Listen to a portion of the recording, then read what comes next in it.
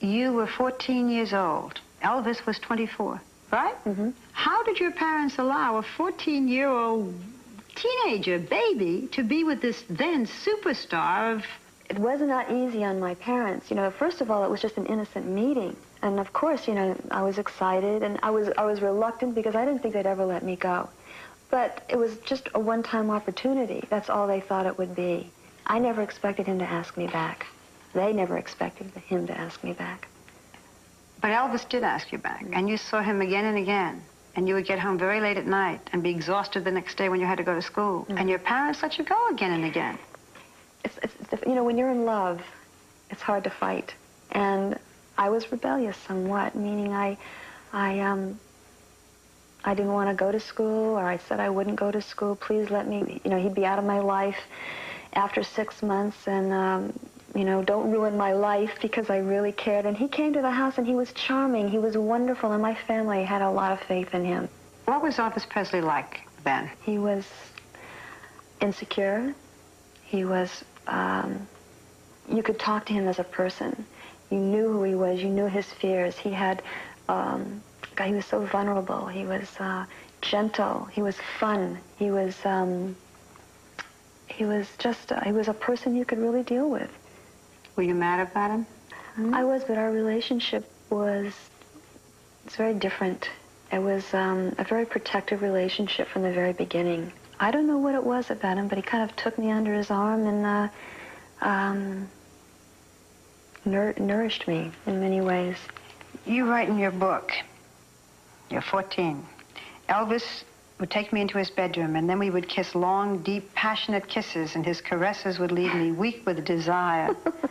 Yes, it's true. Yet he never tried to go further than kissing you. No. No, he didn't. There was an agreement, I guess, he made with himself that the woman that he decided to take for his wife, he was going to keep her that way until he married her. Keep her a virgin no matter what. Right. Even then, in Germany, when you had trouble getting up for classes, Elvis gave you Dexedrine. Mm-hmm. First time you'd seen pills. I didn't know what was going on as far as, you know, pills or what they were, sleeping pills. I mean, he gave them to me to be helpful, to say, look, if it's really getting really bad and you're not doing well, you know, take a couple of these. But he was very cautious about them, and he said, don't, you know, don't take them a lot, and just take them if you really need them. What do you think attracted a 24-year-old star to a 14-year-old inexperienced? Or am I telling you just as I say that? Is that what attracted him to you? The inexperience, yes. I think Elvis had been around Hollywood already.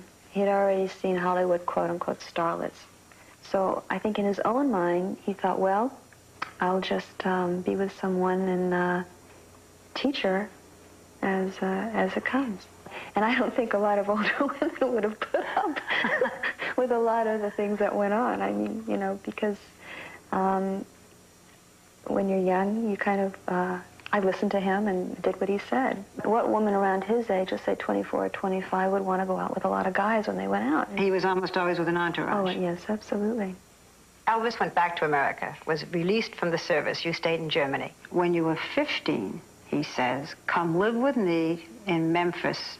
And your parents said, okay. In my parents' defense, they were going through it. They were having a hard time with this, but I was in love. And they were caught between, well, if we don't let her go, you know, she'll sneak off and do it, or she'll catch a plane and go. My mother would cry and go, I don't know what to do. You know, and I feel badly because they did go through a lot. Looking back, do you think your parents should have let you go to Memphis? Yes. Why? Why? Because, who knows? I maybe wouldn't have been married and had the child I have. I don't think they made a mistake. Did Elvis mention marriage when you first moved to Memphis? He was reluctant in mentioning marriage. Very little. When Elvis wanted entertainment, he would rent a whole movie theater or rent a playground or fly across the country for a peanut butter sandwich. was this like for you as a kid? It was a slow involvement. He didn't do it all at once. Mm-hmm. You know, things just started happening. And then it was a part of my life. If you want something, you get a plane to go get it. If you want to do something, you make arrangements and you call across the country and it just happens. I didn't do it myself, but you had people taking care of everything for you. I did nothing. Everything was taken care of. And during the day, you got up and went to high school. Came home in the afternoon. You said sometimes you'd crawl into bed with Elvis at 3 or 4 in the afternoon, and he was just getting up and didn't even know you were gone. Mm-hmm. I worked that out. And then you stayed up most of the night? Mm-hmm. Yeah. And took pills to go to sleep? I had to, because we got home so early in the morning. He would sleep until 3 or 4 in the afternoon, and then he'd get his sleep.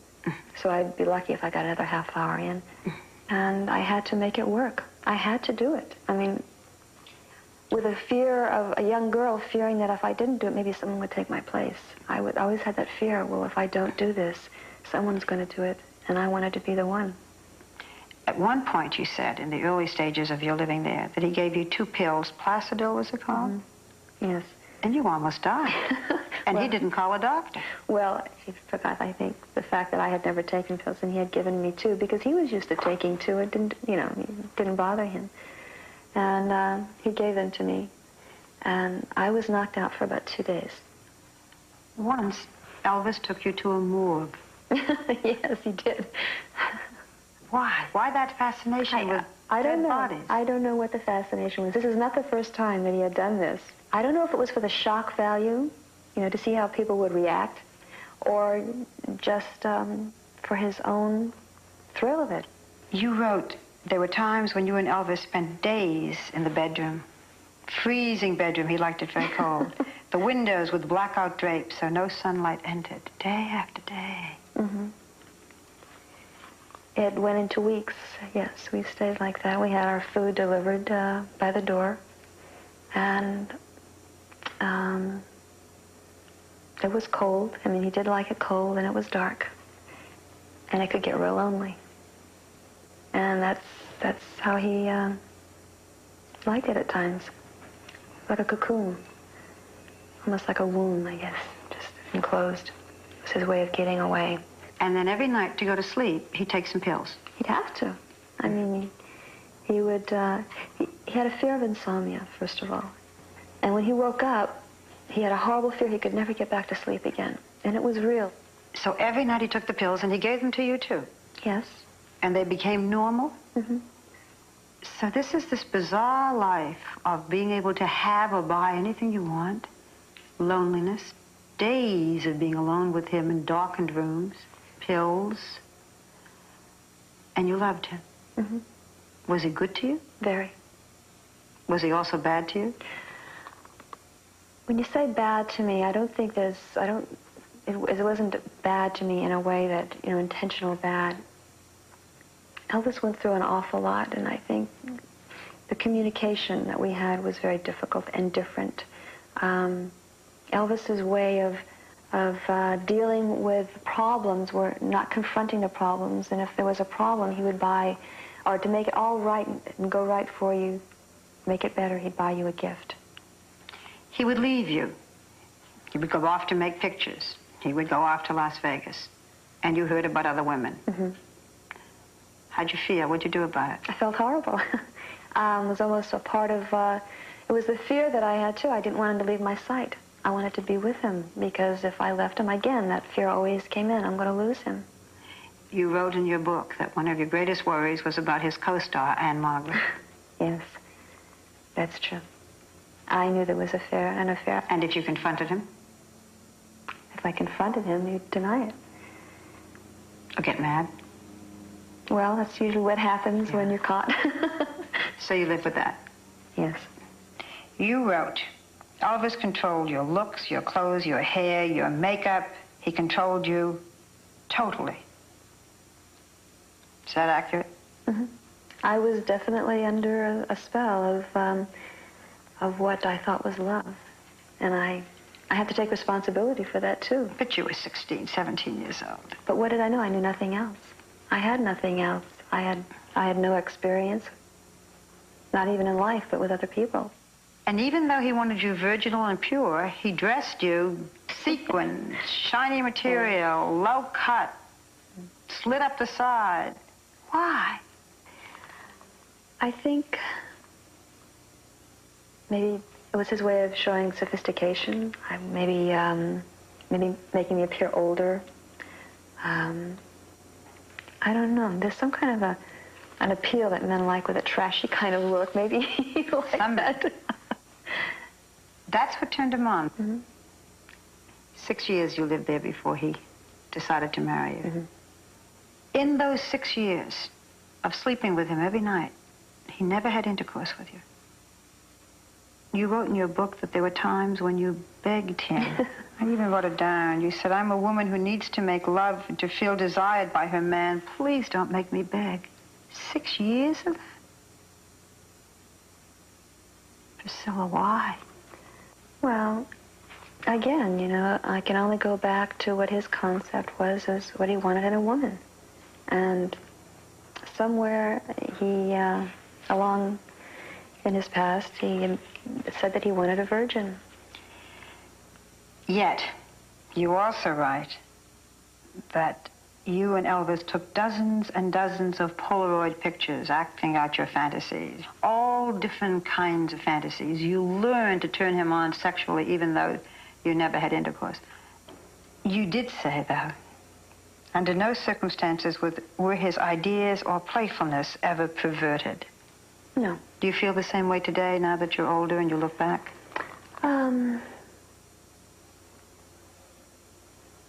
No, I can't say it's a perversion. I really can't say that. I mean, nothing was harmful.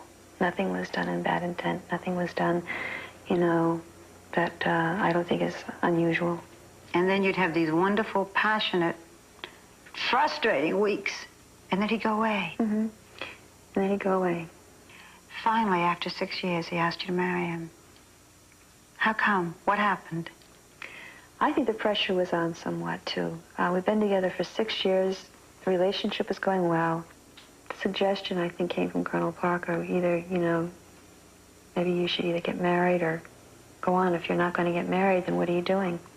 What did you think of Colonel Parker, who really ran all of his professional life? I didn't know Colonel Parker that well. Actually, he stayed out of our personal life. I saw him occasionally. Do you think he was good? Do you think Colonel Parker was good for Elvis's business? Well, I think the two of them made the ultimate in a business relationship.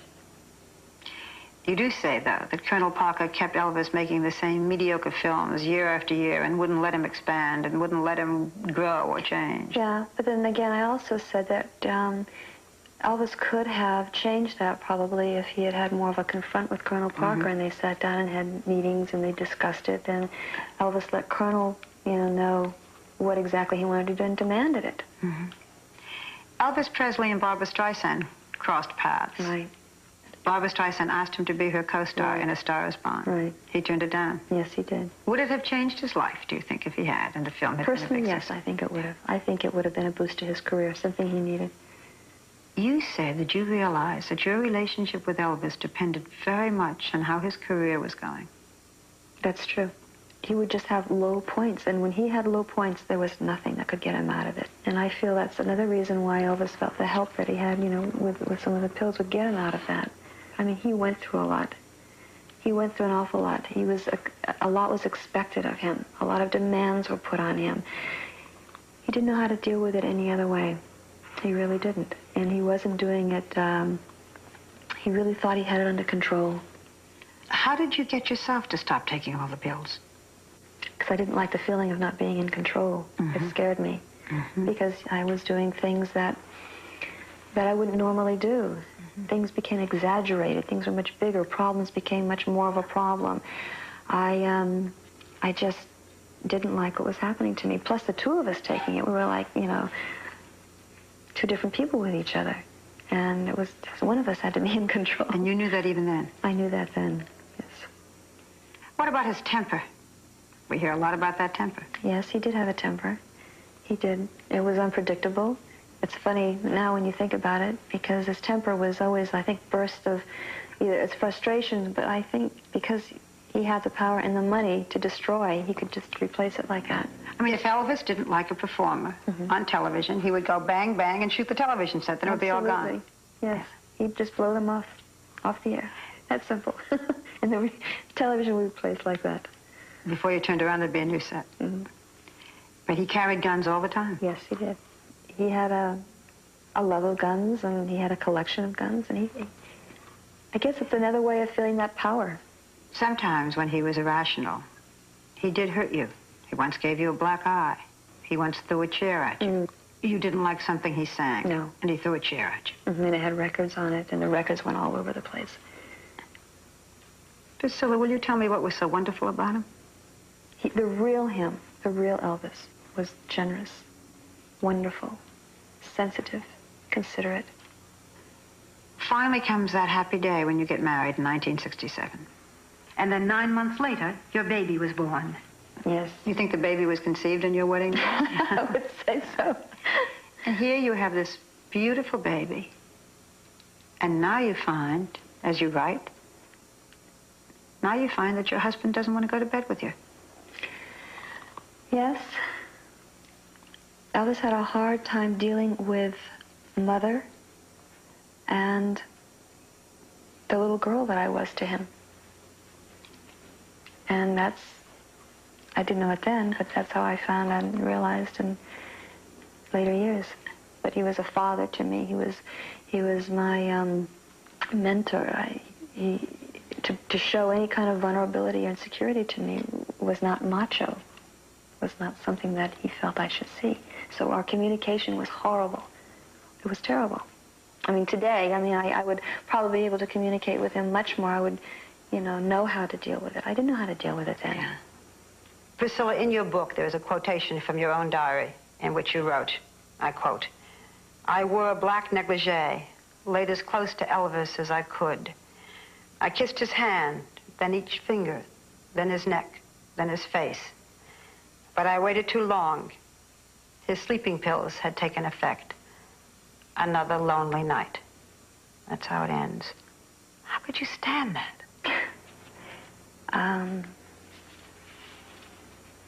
I didn't, actually. I didn't. There weren't too many more nights that I could take.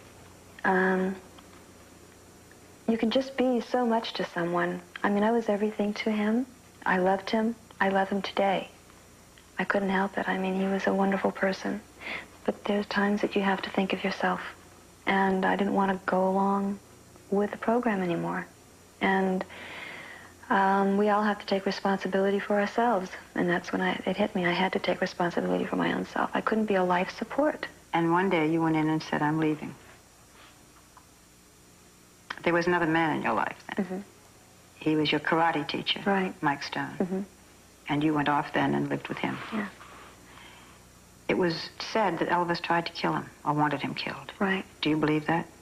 I think at that time, yes, he did. He wanted that to happen. Did he do anything about it? No. A lot of it was talk, anger, talking out of emotion. And both of you changed. How did you change? I wasn't living in the real world. I was living in a bubble. And I found that I had my own taste. I had things that I liked that weren't Elvis's. I found Priscilla. Now you're an actress, a successful actress. Is it wonderful to be known when people see you as Jenna Wade and not as Elvis Presley's wife? It's different. Yeah. There were times I did not even feel like a person. Elvis was always the concerned person. He was first and foremost. No one cared about you. No one cared about your feelings, what you're going through, your sensitivities. That was never there. And then now I feel like I'm a person, and I feel like I'm accepted somewhat. And Elvis changed. I remember those pictures of Elvis in those last years, that fat, bloated man. What did you think happened to him? We talked a lot after we had broken up. In fact, we had become very close. And again, the insecurity set in, age set in. He had a horrible fear of approaching 40. It was coming very rapidly. He wasn't satisfied, wasn't happy with where his career was. And it was difficult to be around. to see it. One of the major questions that has been asked, did he die from drugs?